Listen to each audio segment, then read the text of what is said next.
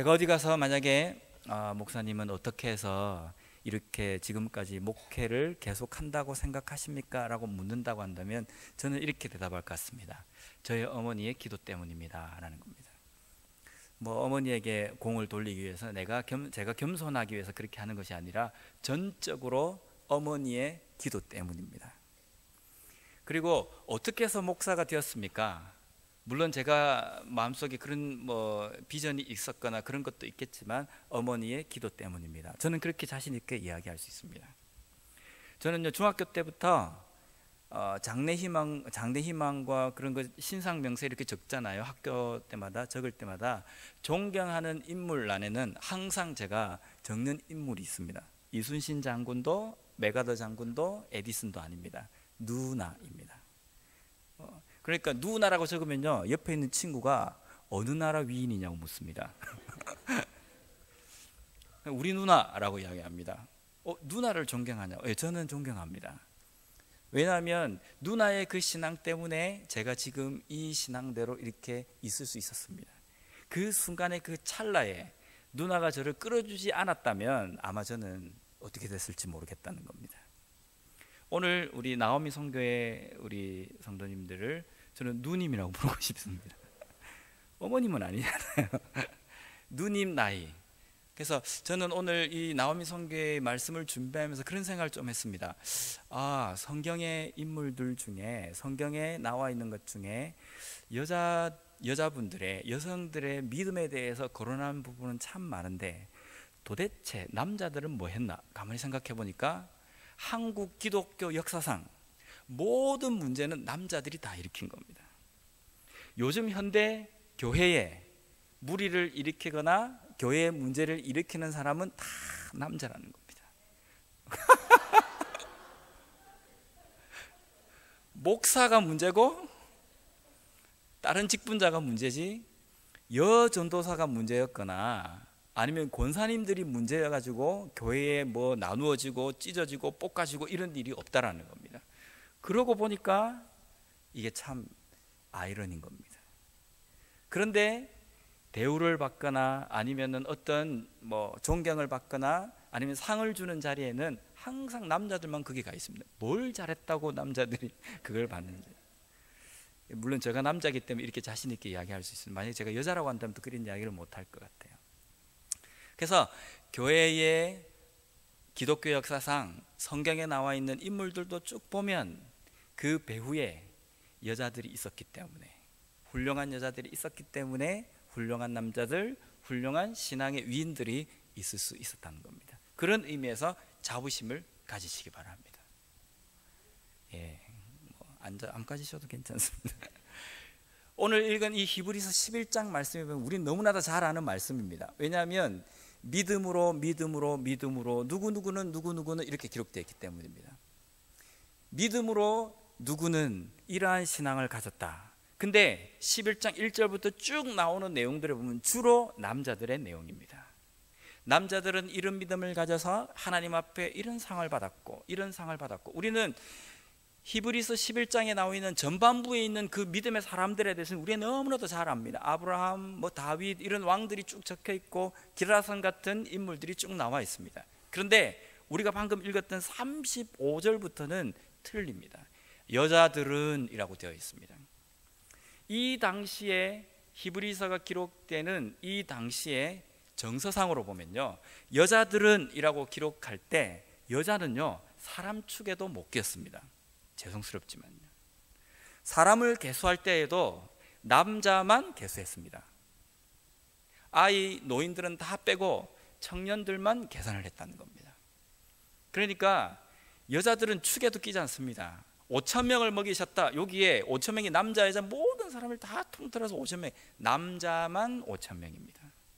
여자들은요 비율로 봤을 때 대충 한 3배 정도 있을 것이다 라고 생각해서 5,000명이라면 한 15,000명, 2만 명 정도가 이 당시에 먹었을 것이라고 추정합니다.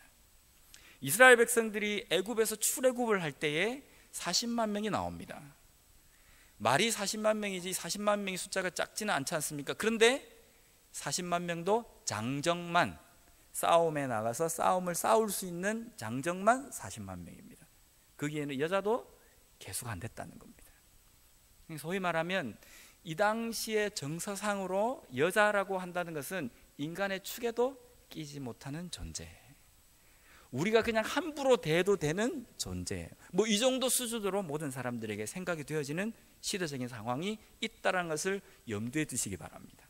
근데 이 히브리서 기자는 35절부터 앞절까지는 기라성과 같은 믿음의 인물들을 쭉 기록하고 35절부터 여자들은 이라고 기록되어 있습니다. 이 말에는 아주 큰 의미가 있습니다. 너희들이 별 볼 일 없다라고 생각하는 그 여자들, 우리가 주목하지 않는 존재인 여자들은 어떤 믿음을 가졌는지 아느냐라는 겁니다. 너희들이 그만큼 잘났다라고 생각하고 있는데 유대인이고 좋은 혈통이고 남자로 태어나고, 실제 유대인들은 그렇게 했다고 하지 않습니까? 내가 유대인으로 태어난 것 감사합니다. 또 남자로 태어난 것을, 여자로 태어나지 않고 남자로 태어난 것에 감사합니다. 요즘 이런 기도를 하면 돌 맞을 거예요, 그죠? 근데 실제 그 당시에는 그렇게 했습니다. 그러니까 너희들이 그렇게 별 볼 일 없고 멸시하는 그 여자들은 어떤 신앙을 가진 줄 아느냐라는 겁니다. 결론적으로 이 여자들은 뒤에 보면요, 순교자적인 믿음을 가진 사람이었다라는 겁니다. 남자들은 위대하게 신앙을 보여주고 믿음으로 인하여서 하나님에게 이런 축복을 받고 이런 복을 받고 이런 보상을 받았지만 그보다 더 위대한 인물이 여기에 있다라는 겁니다. 그 사람은 다름이 아니라 여자들이라는 겁니다. 그래서 오늘 이 본문에 시작할 때의 여자들이라는 것은 우리가 별로 별 볼 일 없게 생각하는 존재, 그런 사람이다라는 의미입니다. 우리가 부르는 찬양 중에 이런 찬양이 있습니다.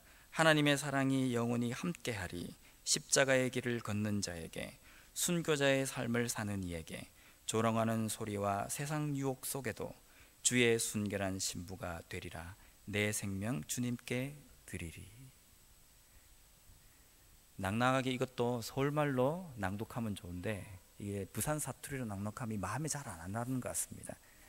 근데 이 찬양의 가사에 보면 내가 십자가의 길을 걷고 순교자의 삶을 내가 살겠다, 조롱하는 소리와 세상의 유혹과 핍박이 온다 할지라도 내가 이 믿음을 지키는 이 믿음의 길에 내가 온전히 걸어가겠다라고 고백하는 겁니다. 순교자적인 믿음, 이것이 이 당시 히브리서가 기록되어지는 그 당시에 많은 인물들, 우리가 생각하지 않고 주목하지 않는 여자들이 가지고 있던 신앙이었다는 겁니다. 순교자적인 신앙이었다는 겁니다. 그러면 남자들은 순교자적인 신앙이 없었는가? 그거는 제가 말씀드릴 수 없습니다. 오늘은 나오미 성교의 헌신 예배이기 때문에 남자들은 주인공이 아니고 거론 대상이 안 됩니다. 여자들에게 이런 믿음이 있었다는 겁니다. 대단하지 않습니까? 많이 배우지도 못하고 사회적으로 주목받지 못하는 그런 존재들, 그런 위치에 있는 사람들이 어떻게 해서 이런 믿음을 가질 수 있었는가라는 겁니다. 어떻게 해서 남자들도 가지지 못했던 이 순교자적인 믿음을 그들이 가질 수 있었는가라는 겁니다. 이 당시에 주목받지 못했던 이 여자들이 가지고 있던 믿음을 하나하나 살펴보면서 오늘 나오미 선교회와 또 우리 자신들에게 마지막 때에, 우리는 항상 마지막이지 않습니까? 마지막 때에 어떤 신앙으로 우리가 우리의 삶을 살아야 할지를 살펴보는 그런 시간이 되었으면 좋겠습니다. 첫 번째 35절 말씀에 보면 이 여자들은 부활을 믿는 신앙이었습니다. 부활이 뭡니까? 죽으면 다시 산다는 겁니다. 내가 내 목숨이 죽는다 할지라도 나는 다시 산다라는 그 믿음을 가지고 살았다는 겁니다. 부활의 신앙을 가지고 계십니까? 죽으면 다시 살 것을 믿으십니까? 이게 흔들리면 우린 이 자리에 앉아 있을 필요가 없습니다. 그렇지 않습니까? 우리가 이 세상에서 끝이다 라고 한다면 지금 우리 이 자리에 앉아 있을 필요가 없어요. 열심히 나가서 돈 벌고 열심히 나가서 내가 내 목숨이 있는 그때까지 하고 싶은 것을 열심히 해야 합니다. 그런데 우리가 그런 것을 하지 않고 말씀대로 내 삶을 살려고 하는 이유는 우리가 죽은 후에 우리의 삶이 보장되어 있기 때문에 우리가 지금 현세에서 내가 하고 싶은 대로 하지 않고 말씀대로 하려고 하고 이 자리에 앉아서 예배를 드린다는 겁니다. 그래서 우리의 신앙은 부활의 신앙입니다. 그렇다면 이 당시의 여인들은 이 부활의 신앙을 붙잡았기 때문에 자신들의 목숨이 위태롭거나 자신들의 목숨을 위협하는 여러 가지 상황들이나 여러 가지 문제들이 그들에게는 아무런 상관할 바가 아니었다라는 겁니다. 그렇지 않습니까? 내가 다시 부활하고 살아날 것이라는 그 믿음을 가진 사람에게 어떤 것이 공포의 대상이 되겠느냐라는 겁니다. 제가 한국에 있을 때 저희 아들과 함께 해수욕장을 갔습니다. 근데 얘가 물에 대한 겁이 좀 많아요. 물에 빠진 적도 없는데 물에 대한 겁이 많습니다. 아울러 저에 대한 믿음도 좀 약합니다. 그래서 제가 물에 들어가서 바닷가에 들어가서 들어와라 괜찮다 그러니까 얘가 안 들어오고 있는 겁니다. 그 당시에 초등학교 5학년인가 6학년 됐습니다. 들어오라 그러니까 안 들어오는 거예요. 아빠만 믿어 들어오라 그랬어요. 안 들어오는 겁니다. 제가 그때 마음속에 어떤 생각이 들냐면 얘가 나를 이렇게 못 믿나? 내가 얘한테 이렇게 내가 믿음을 주지 못했나? 이런 생각이 드는 겁니다. 얘가 들어오지 못하는 이유는 뭡니까? 나에 대한 신뢰가 없기 때문입니다. 우스갯소리에 그런 이야기가 있지 않습니까? 아버지와 아들이 목욕탕에 갔는데 아버지가 뜨거운 탕에 들어가면서 어우 시원하다 라고 들어가니까 아들이 그 아버지의 말만 철떡같이 믿고 그냥 뛰어들어갔다는 겁니다. 그런데 엄청 들어가 나오면서 뭐라 그랬습니까? 세상에 믿을 놈 없네 그랬다는 겁니다. 아버지를 믿는다고 한다면 아버지가 하는 그 말을 믿는다고 한다면 그냥 뛰어들어야 되잖아요, 그죠? 근데 얘는 안 뛰어드는 겁니다. 나에 대한 신뢰가 없기 때문입니다. 우리가 이 땅의 삶을 살아갈 때에 정말 하나님에 대한 신뢰와 하나님에 대한 신뢰라는 믿음과 부활에 대한 이 믿음의 확신이 있다고 한다면 우리는 어떤 상황이든지 우리 자신을 던질 준비가 되어 있어야 된다는 겁니다. 우리가 그렇게 삶을 살지 못하는 이유는 하나님에 대한 믿음이 부족하기 때문입니다.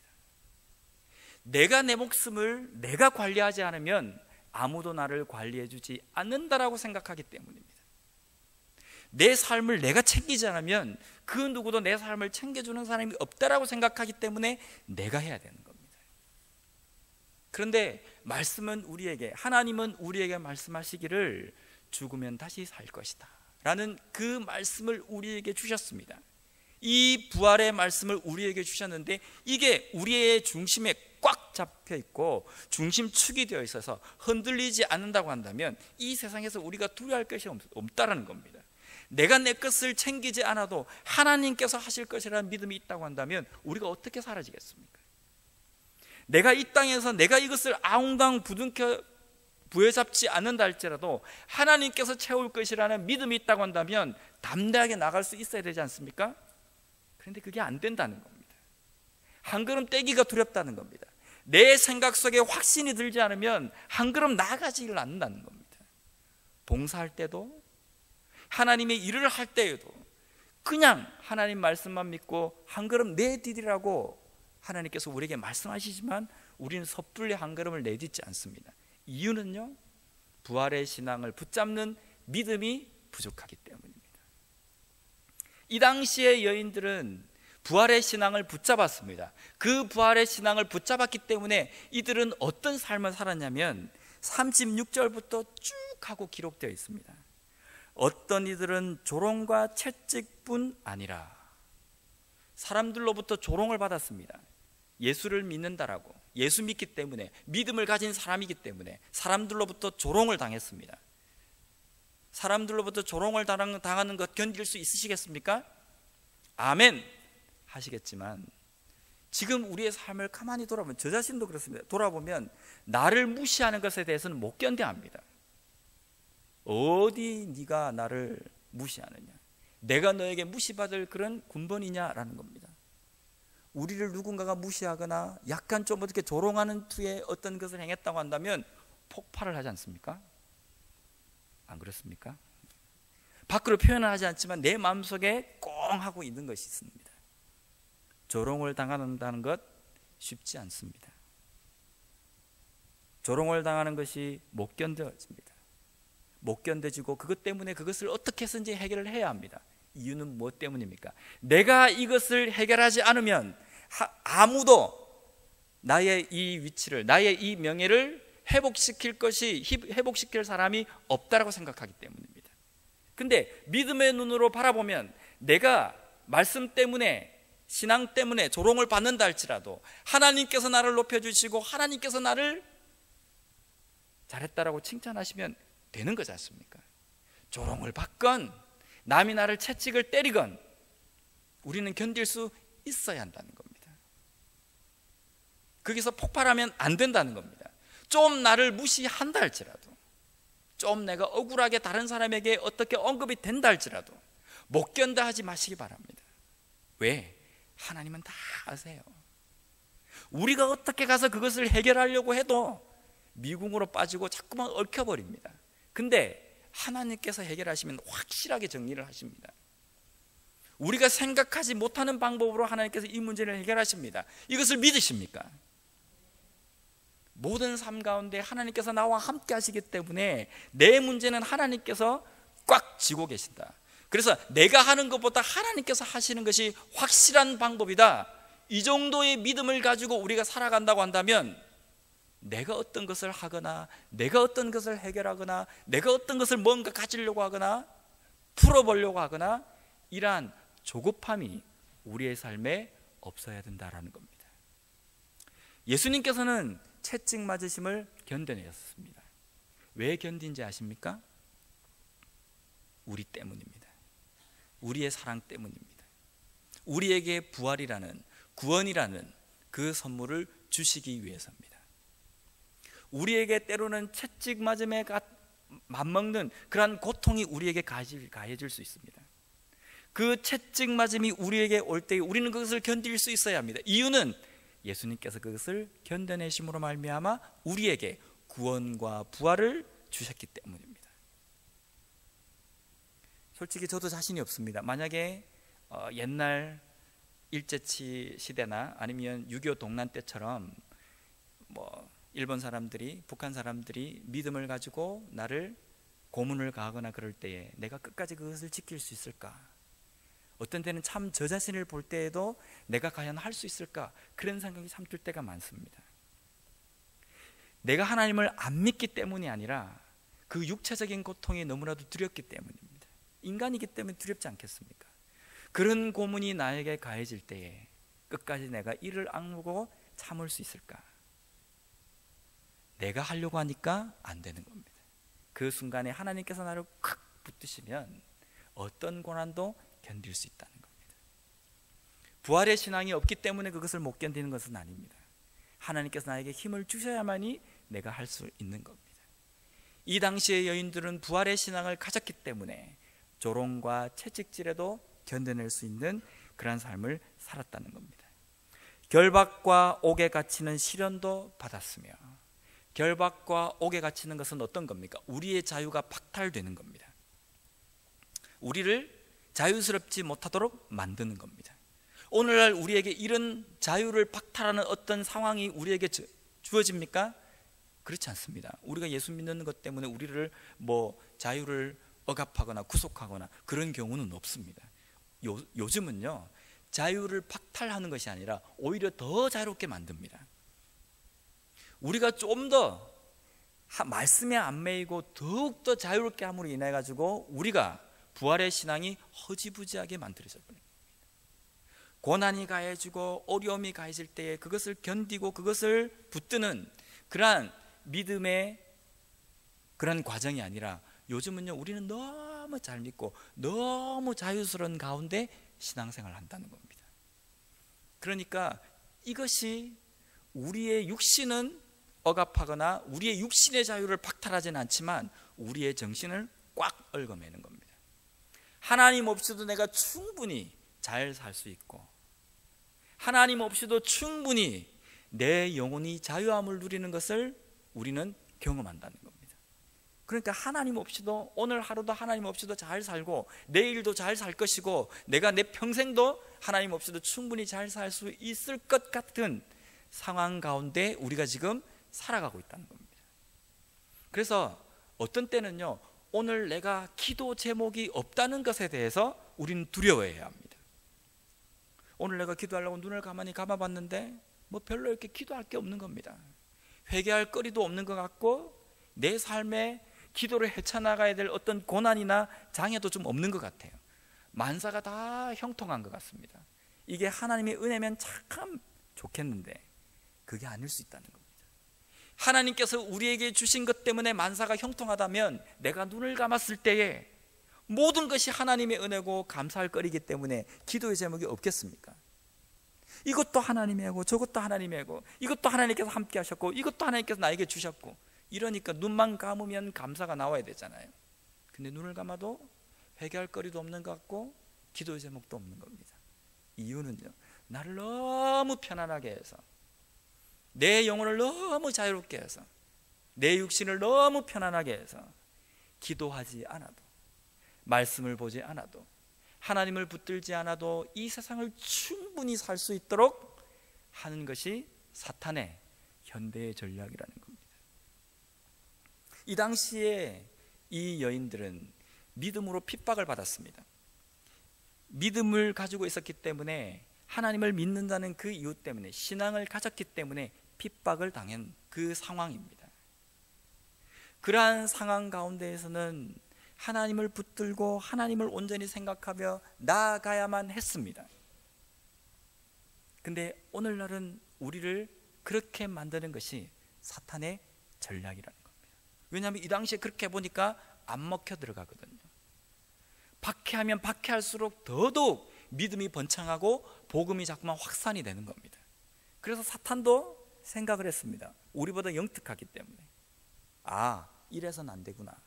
그리스도인들은 편안하게 옥에 갇히게도 말고 핍박도 가하지 말고 편안한 삶을 살도록 하면 자연적으로 믿음이 떨어지겠구나. 실제 오늘날 우리의 삶을 보면 그렇지 않습니까? 저도 저희 어머니 세대 그리고 그 이전 세대의 믿음의 선배들을 보면서, 야, 과연 오늘날 나에게도 그런 상황이 똑같이 주어진다고 한다면 저들의 그 신앙의 본처럼 내가 할 수 있을까? 참 어려운 것 같아요. 저희 어머니가 저를 위해서 기도해 주시고 저를 위해서 보여주신 그 믿음의 본을 나는 과연 내 아이에게 보여주고 있는가? 한 10분의 1? 그래서 어떤 때는 이렇게 가슴이 철렁 내려앉을 때가 있습니다. 왜냐하면 어머니가 그렇게 보여주셨음에도 불구하고 내 믿음이 이 정도인데 10분의 1 정도 내 아이에게 보여준다고 하면 저는 나중에 어찌 될까? 이런 생각이 드는 겁니다. 그래서 지금 내가 이 아이에게 보여줄 수 있는 믿음이 어머니가 나에게 보여줬던 그 믿음을 좀 보여줘야 할 텐데, 근데 그 당시에는 어머니에게 고난과 여러 가지 힘든 상황들이 있었어요. 그래서 기도하지 않으면 안 되는 상황들이 있었습니다. 근데 지금 저에게는 눈을 감아도 물론 다 하나님의 은혜라고 생각하지만 뭔가 애틋함과 간절함이 사라진 것 같습니다. 부활의 신앙을 붙든다고 한다면 내 삶의 자유를 억압하건 내 영혼을 그냥 풀어놓든 그 중심에서 흔들리지 않는 그러한 믿음이 되어야 된다는 겁니다. 그 다음으로 37절 말씀에 보면 돌로 치는 것과 라고 되어 있습니다. 이 돌로 사람을 친다라는 것은요, 일반 다른 고난이나 이런 것은 1대1입니다. 한 사람을 여기다 두고 그 사람에게 그 고난을 가하는 겁니다. 이 돌로 치는 것은요, 여러 사람들이, 많은 사람들이 중심에 한 사람을 두고 그 사람의 죄를 모든 사람들에게 다 알리고 돌로 치는 겁니다. 이건 치욕적인 것을 이야기합니다. 아주 치욕스럽게 당하는 고난입니다. 이 자리에 누군가를 세워놓고 아주 맹렬하게 그 사람의 흠을 이야기하고 잘못을 이야기하고 아주 수치스럽게 한다고 한다면 견뎌내시겠습니까? 내가 더러워서 내가 이 교회 안 다닌다고 가시지 않겠습니까? 내가 예수 믿기 때문에, 그 예수 믿는 것 때문에 당하는 어떠한 멸시와 조롱도 이 당시에 부활의 신앙을 가지고 있던 여인들은 그 조롱과 그러한 모욕과 그러한 핍박을 견뎌냈다라는 겁니다.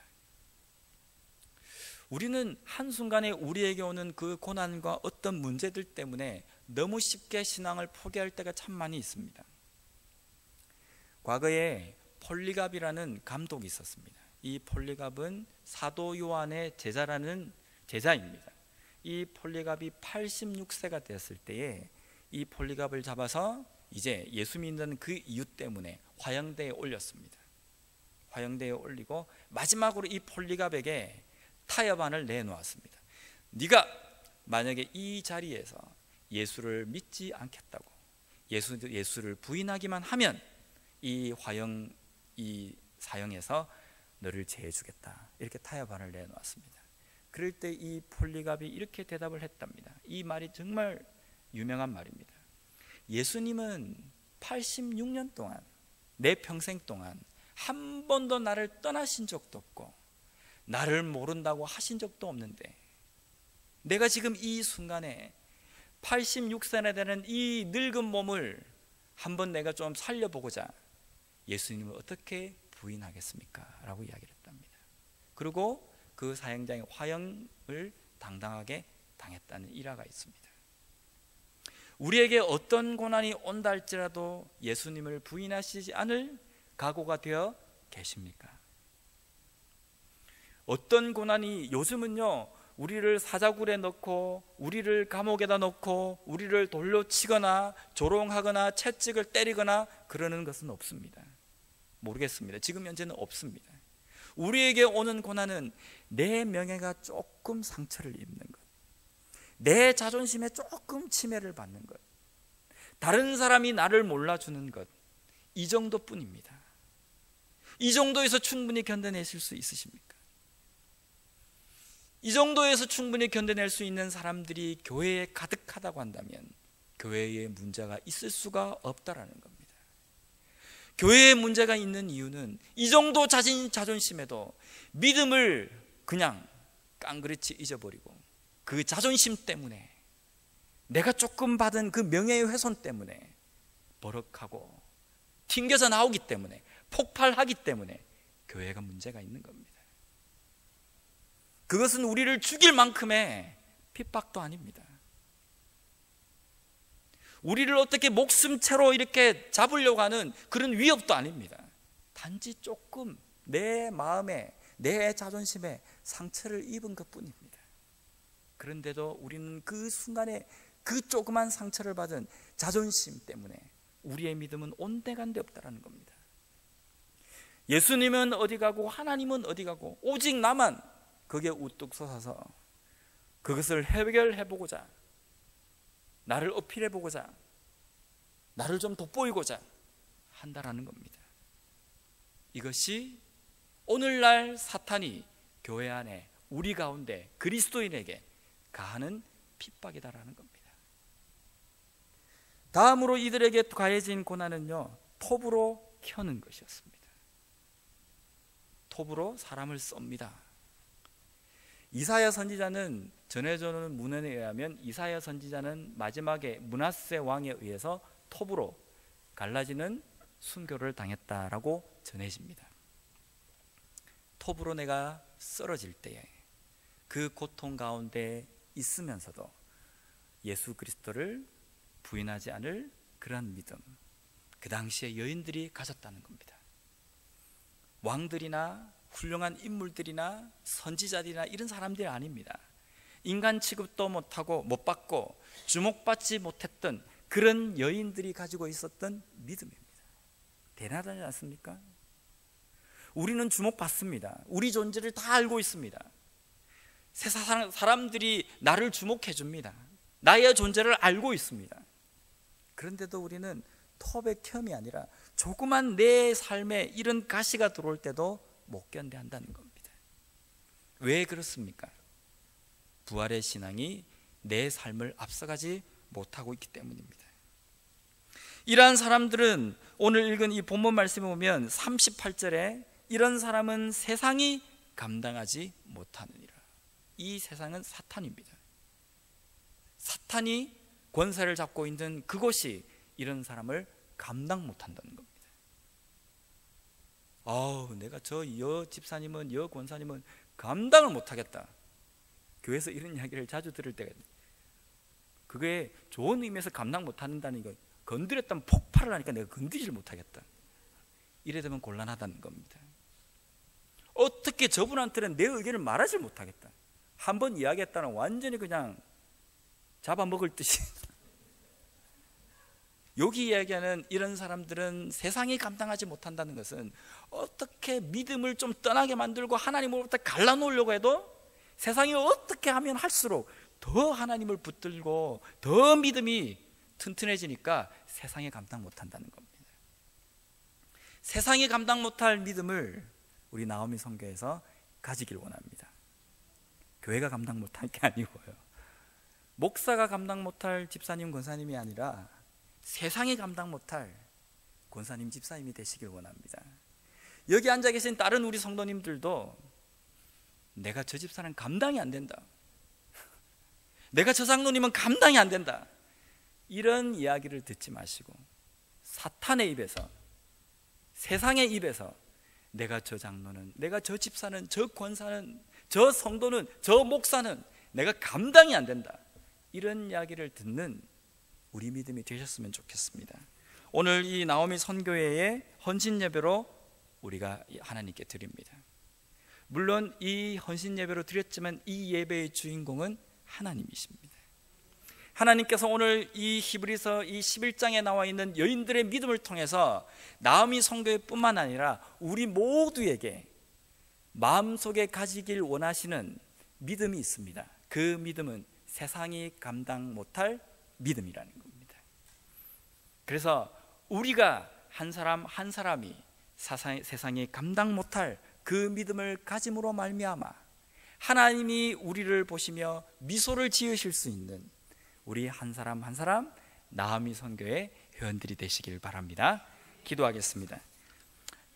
하나님 감사합니다. 오늘 주신 이 말씀처럼 주목받지 못하고 인간의 그 대열에 끼지 못한 그런 미천한 여인들이 가졌던 위대한 믿음처럼 세상이 감당 못할 믿음이 그러한 나오미 선교회와 우리 자신들에게 있기를 원합니다. 그로 말미암아 세상은 감당하지 못하지만 하나님께서는 기뻐 미소 지으시며 흐뭇해하시는 우리 자신이 될 수 있도록 주님 도와 주시옵소서. 예수님 이름으로 기도드립니다. 아멘.